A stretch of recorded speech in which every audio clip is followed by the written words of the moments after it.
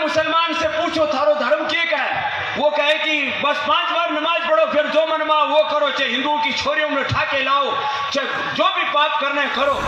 अब मैंने बयान अभी देखा नहीं, इसलिए उस पर कोई प्रतिक्रिया करने की मुझे आवश्यकता नहीं लगती।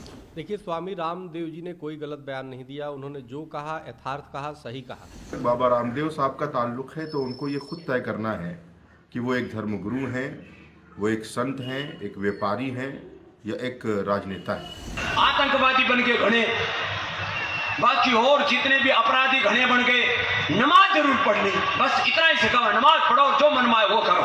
कभी एक भी मौलाना नहीं आएगा कहने कि जी ये गलत कर रहे हैं, कभी एक भी मुस्लिम संस्थान नहीं करता।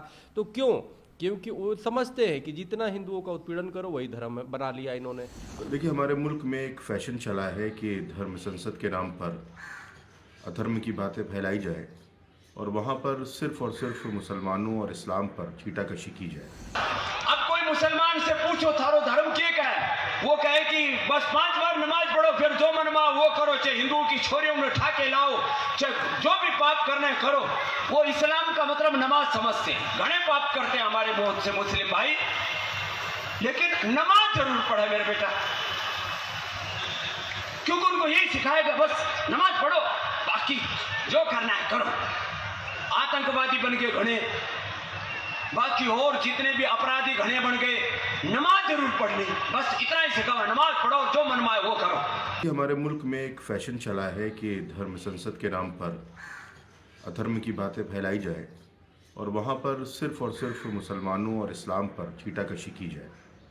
यकीनी तौर पर धार्मिक लोगों का और धर्म संसद का कतई तौर पर यह मकसद नहीं होता है कि किसी के भी मज़हब के ख़िलाफ़ या मुसलमानों के ख़िलाफ़ कोई अभद्र टिप्पणी की जाए। अगर आपके पास अपने मज़हब की कुछ अच्छी बातें हैं तो आप वो लोगों तक पहुंचाने का काम करें। बेजा और बिला ज़रूरत दूसरे मज़हब पर और ख़ास तौर पर मुसलमानों पर जो टिप्पणियाँ की जा रही हैं और बार बार जो छीटाकशी की जा रही है, ये कतई तौर पर किसी भी सूरत में मुनासिब नहीं है।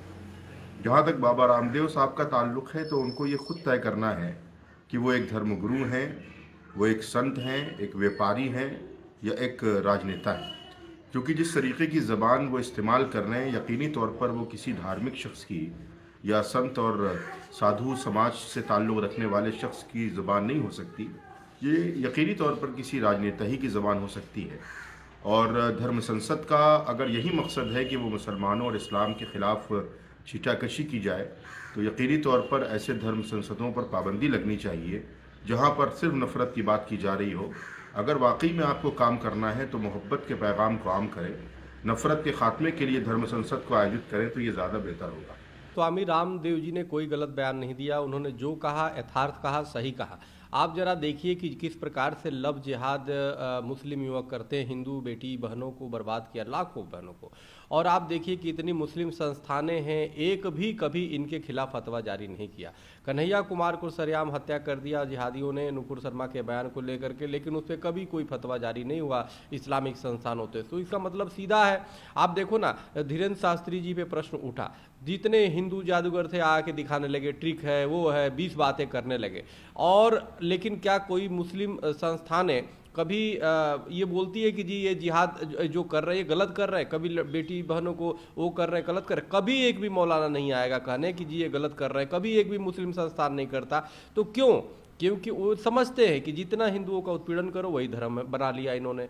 अब मैंने बयान अभी देखा नहीं, इसलिए उस पर कोई प्रतिक्रिया करने की मुझे आवश्यकता नहीं लगती। इसलिए इस समय आज की तिथि में हम सब लोग सीधे तौर से जो भारतीय जनता पार्टी ने विधान परिषद के इस चुनाव में शानदार सफलता अर्जित की है, इसके लिए मैं एक बार फिर से जो मतदान करने वाले हैं उनके प्रति और जिन कार्यकर्ताओं ने परिश्रम किया है उनके प्रति बहुत आभार प्रकट करता हूं।